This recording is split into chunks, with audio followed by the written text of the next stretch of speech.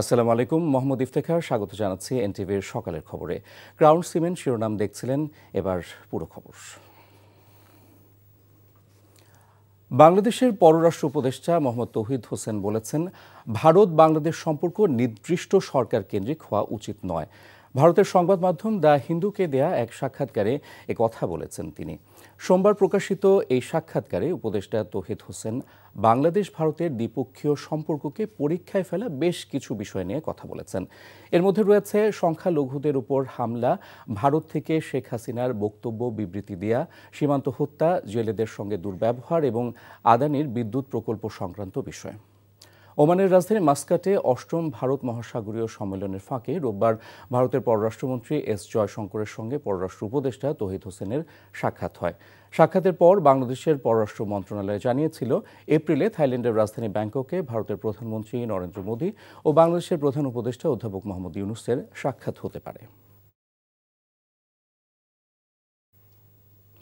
লড়াই করেই তিস্তার পানির হিস্সা আনতে হবে উল্লেখ করে বিএনপি মহাসচিব মির্জা ফখরুল ইসলাম আলমগীর বলেছেন, ভারত বাংলাদেশের সাথে বন্ধুত্বপূর্ণ সম্পর্ক চাইলে তিস্তার পানি দিয়ে তার প্রমাণ দিক।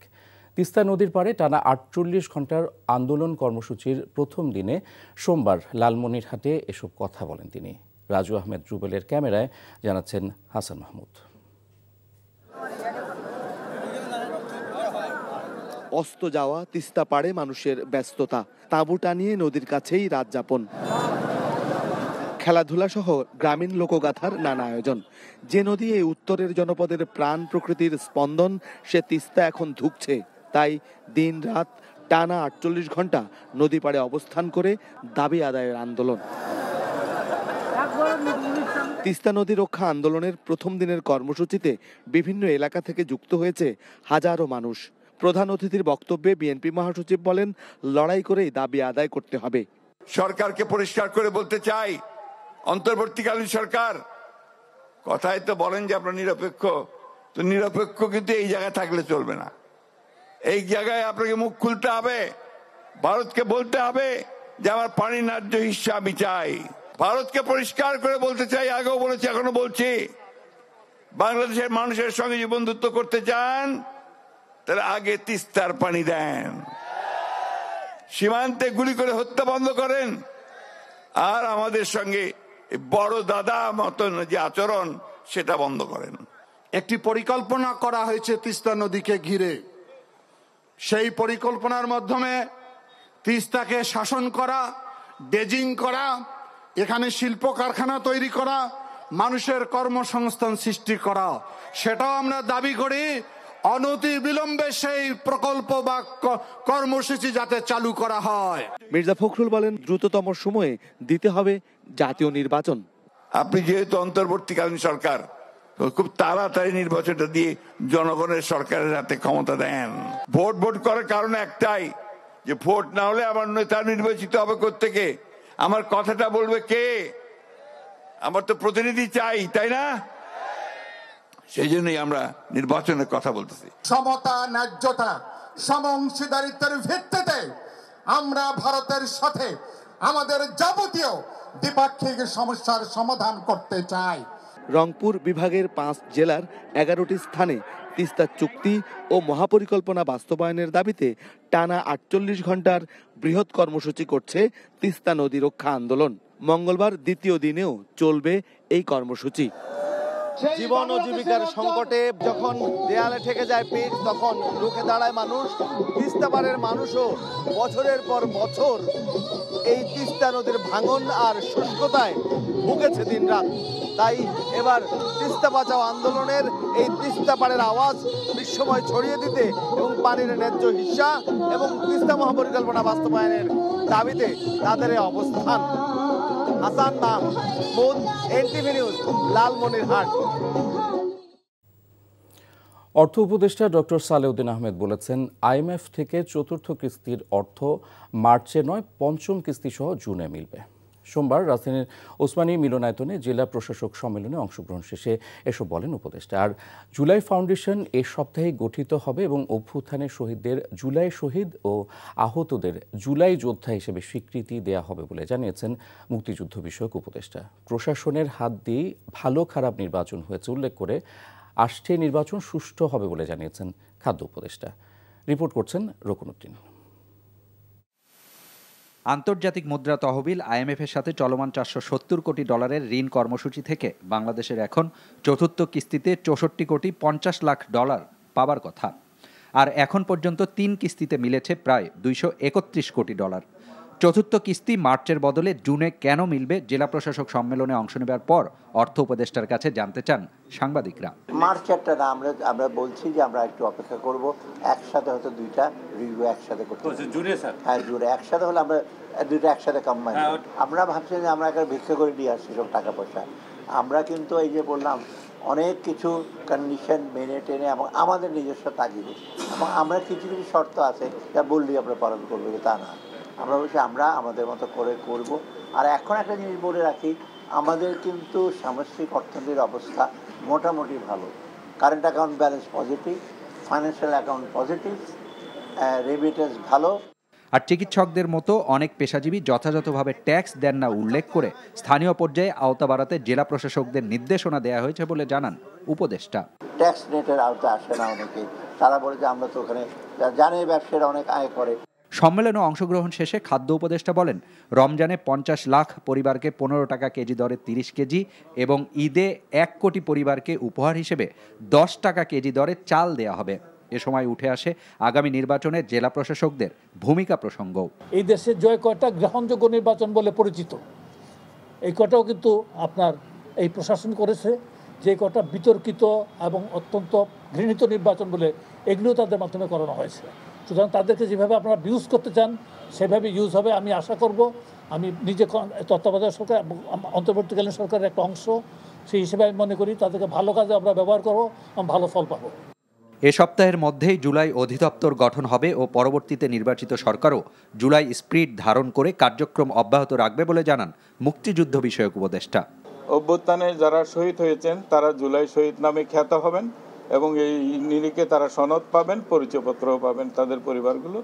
এবং জুলাই অভ্যুত্থানে যারা আহত হয়েছেন তারা জুলাই যোদ্ধা নামে খ্যাত হবেন এবং তারা এই নিরিখে পরিচয়পত্রও পাবেন এবং অন্যান্য যে সরকারি সুবিধাদি পাবেন, আজীবন চিকিৎসা সুবিধা পাবেন, তারপর তারা ভাতাও পাবেন। সরকারের বিভিন্ন মাত্রায় তারা প্রশিক্ষণও পাবেন এবং সরকারি চাকরিতে, আধা সরকারি চাকরিতে এবং অন্যান্য বেসরকারি চাকরিতে অগ্রাধিকার ভিত্তিতে তাদের কর্মসংস্থান করা হবে। কোটার ভিত্তিতেই আসবে না, কোটা না, কোটা মেধার ভিত্তিতে। দ্রুতই ভুয়া মুক্তিযোদ্ধা চিহ্নিত করে আইন অনুযায়ী ব্যবস্থা নেওয়া হবে বলেও জানান তিনি। যাদেরকে আমরা শনাক্ত করতে পারবো তাদেরকে আইনের আওতায় নিয়ে আসবো। আর রমজানে বিদ্যুৎ সরবরাহ নিশ্চিত করতে এয়ার কন্ডিশনের তাপমাত্রা 25 থেকে 26 ডিগ্রি সেলসিয়াস রাখার নির্দেশ দেওয়া হয়েছে বলে জানান বিদ্যুৎ উপদেষ্টা। Rokunuddin, NTV news, Dhaka. জনগণের প্রতিনিধি ছাড়া কোনো সংস্কারই বাস্তবায়ন করা সম্ভব নয় জানিয়ে বিএনপির ভারপ্রাপ্ত চেয়ারম্যান তারেক রহমান বলেছেন, যত দ্রুত নির্বাচন হবে দেশ তত দ্রুত সংকটমুক্ত হবে। বৈষম্যহীন দেশ গড়তে হলে সবার আগে জনগণের রাজনৈতিক ও ভোটের অধিকার নিশ্চিত করতে হবে।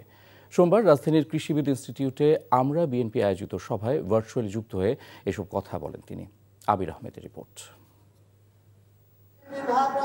রাজধানীর থামারবাড়ির কৃষিবিদ ইনস্টিটিউটে জুলাই আগস্ট গণ অভ্যুত্থানে পেশাগত দায়িত্ব পালনের সময় বিভিন্ন গণমাধ্যমে কর্মরত আহত ফটো সাংবাদিকদের সহযোগিতা করতে আয়োজন করা হয় এই আলোচনা সভার।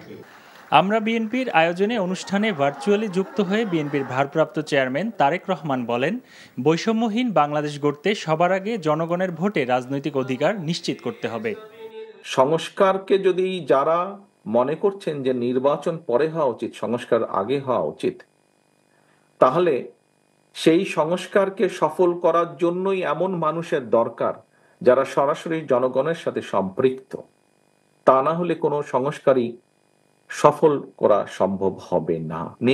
নির্বাচনের মাধ্যমে জনগণ সিদ্ধান্ত নিয়ে থাকে তারা কি চায়। নির্বাচনের মাধ্যমে জনগণ তার জবাব দিয়ে থাকে। তারা দেশকে কি বলতে চায়, তারা রাজনীতিবিদ সহ সকলকে কি বলতে চায়, নির্বাচনের মাধ্যমেই জনগণ এসব কাজ করে থাকে।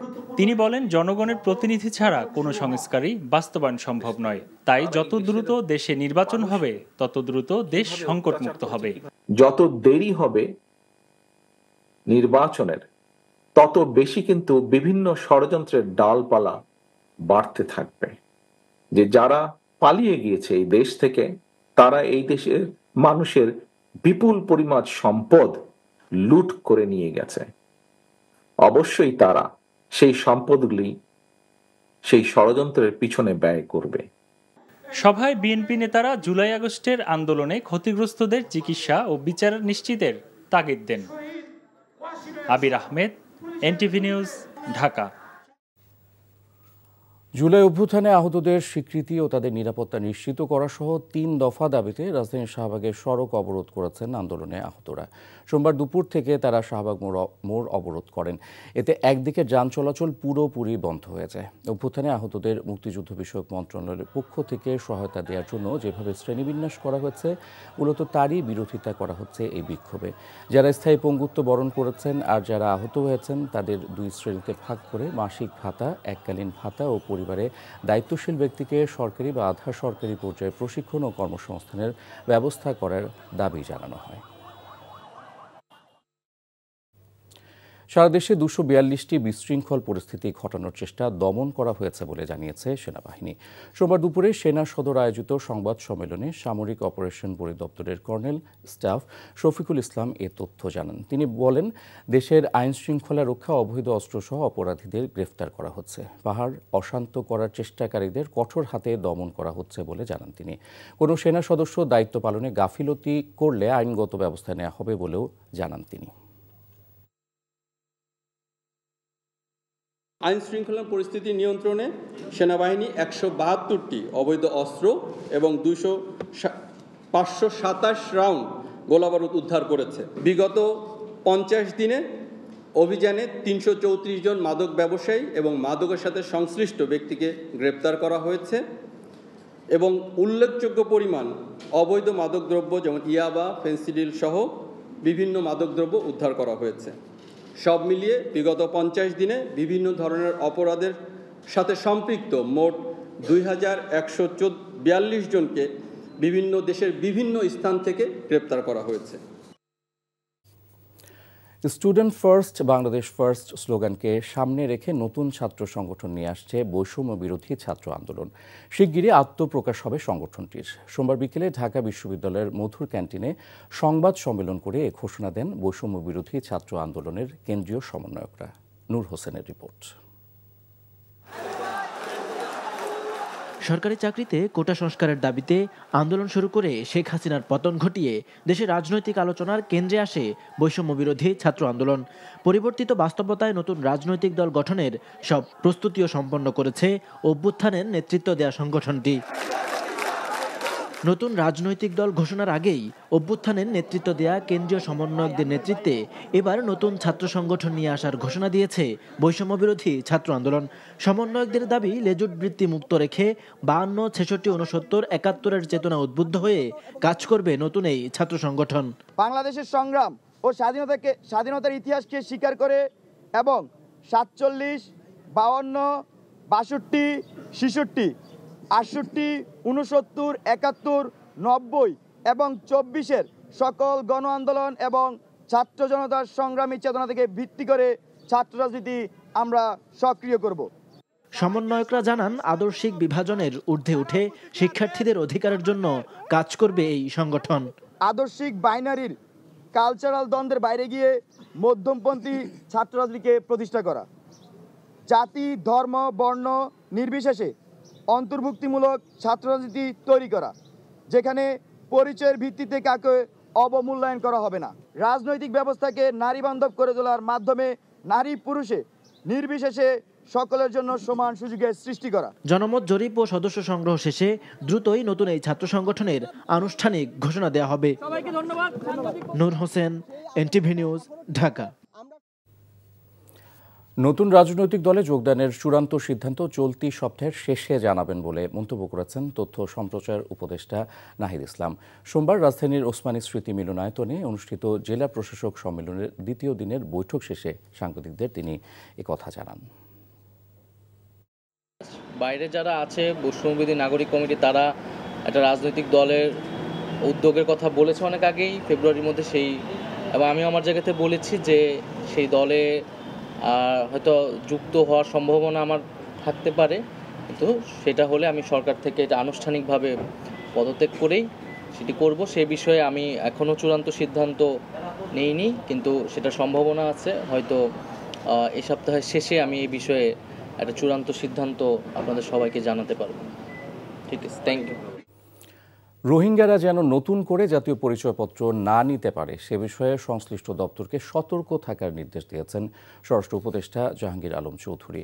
সোমবার সকালে রাজধানীর আগারগাঁওয়ে বাংলাদেশ কোস্টগার্ডের 30তম প্রতিষ্ঠা বার্ষিকীতে প্রধান অতিথি হিসেবে যোগ দিয়ে কথা বলেন। তিনি বলেন, জাতীয় পরিচয়পত্র থাকলে পাসপোর্টের ক্ষেত্রে নাগরিকদের পুলিশ ভেরিফিকেশন লাগবে না, তবে হাজারো রোহিঙ্গার কাছে জাতীয় পরিচয়পত্র রয়েছে। এসব এনআইডি পুনরায় যাচাই বাছাই করার উদ্যোগ নেওয়া হচ্ছে। এছাড়াও উপদেষ্টা বলেন, 5 আগস্টের পর থেকে সরকারি প্রতিষ্ঠানগুলোতে দুর্নীতি অনেকটাই কমে গেলেও সহনীয় পর্যায়ে আসেনি। প্রতিষ্ঠাবার্ষিকীর কর্মসূচিতে কোস্টগার্ডের সালাম গ্রহণ করেন স্বরাষ্ট্র উপদেষ্টা। পরে বীরত্বপূর্ণ ও সেবামূলক কাজের স্বীকৃতি হিসেবে 4 ক্যাটাগরিতে কোস্টগার্ডের 40 সদস্যের হাতে পদক তুলে দেন তিনি।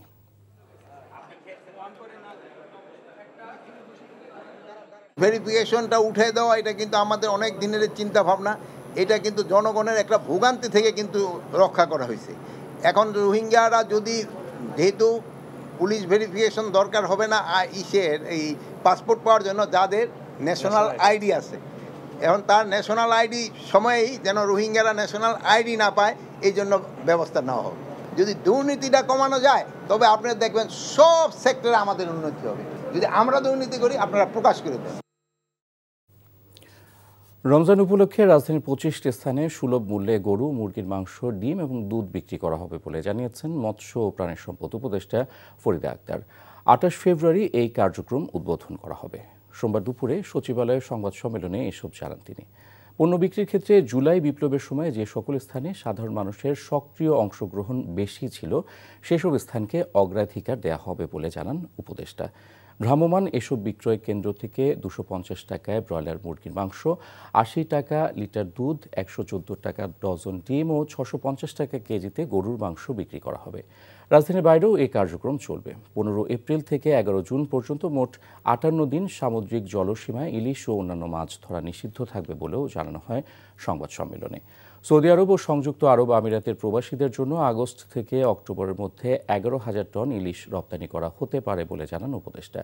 বলেন, হাওড়ে 15 মে থেকে 14 জুন পর্যন্ত মাছ ধরা নিষিদ্ধের ব্যাপারে আলোচনা হচ্ছে।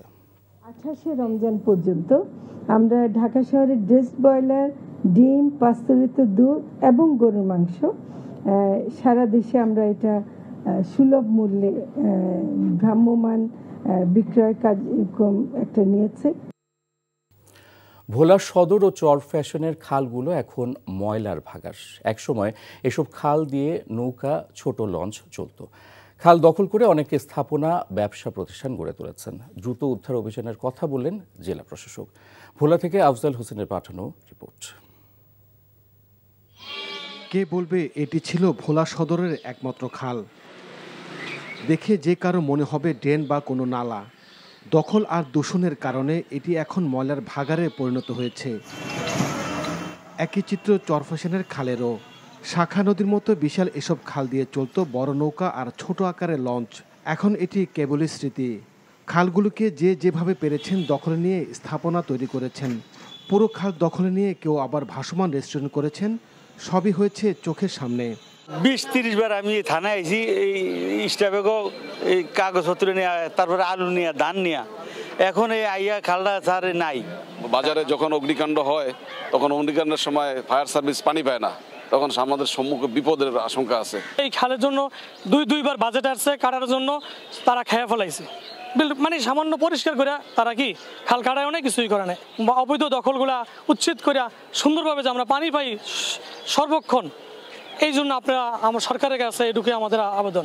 শীঘ্রই খালগুলো দখলমুক্ত করার কথা জানান জেলা প্রশাসক। আমাদের সকল সার্ভেয়ার দিয়ে আমরা মেপেছি এবং আমাদের জায়গা আমরা চিহ্নিত করেছি, এরপরে আমরা উদ্ধার অভিযানে নামব। একই সাথে আমাদের এই জেলায় যেগুলো খাল নদী বেদখল হয়ে আছে আমরা পর্যায়ক্রমে সবগুলোকেই আইনের আওতায় এনে দখলমুক্ত করব। অবৈধ স্থাপনা উচ্ছেদ ও খালগুলো খননের মাধ্যমে পানির স্বাভাবিক অবস্থা ফিরিয়ে আনার দাবি ভুক্তভোগীদের। NTV news desk.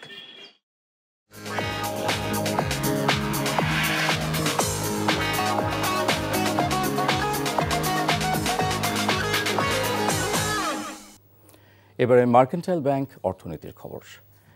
কাঙ্ক্ষিত দাম না পাওয়ায় বিক্রি হয়নি এমপি সুবিধা আনা 24 গাড়ি। সংসদ সদস্য সুবিধা আনার পর আটক 24টি গাড়ি সহ মোট 43টি গাড়ি নিলামে তুলেছে চট্টগ্রাম কাস্টমস হাউস। তবে নিলামে ক্রেতারা আগ্রহ দেখিয়েছেন 35টি গাড়ির বিষয়ে। এই 35 গাড়ির বিপরীতে আবেদন করেছে 143টি। চলতি মাসের প্রথম সপ্তাহে মোট 43টি গাড়ির জন্য নিলাম বিজ্ঞপ্তি দেয় চট্টগ্রাম কাস্টমস হাউস। এর মধ্যে এমপি সুবিধা আনা মোট 9টি গাড়ি কেনার বিষয়ে কোনো আবেদন জমা পড়েনি। কাস্টমস কর্মকর্তারা জানান, এমপি সুবিধা আনা গাড়ির রিজার্ভ ভ্যালু অর্থাৎ আমদানি ব্যয় ও শুল্ক সহ দাম ছিল 9,67,00,000 টাকা। প্রথম নিলামে রিজার্ভ ভ্যালু 60% না ওঠায় একটি এমপি সুবিধার গাড়িও বিক্রির সুযোগ নেই। আর এই ছিল সকালের খবর। এই খবরের ভিডিও সহ আপডেট জানতে ভিজিট করুন এনটিভি অনলাইন www.ntvbt.com। এছাড়াও এনটিভির জনপ্রিয় সব অনুষ্ঠান ও খবরের আপডেট জানতে ভিজিট করুন আমাদের ইউটিউব ও ভেরিফাইড ফেসবুক পেজে। ধন্যবাদ সবাইকে।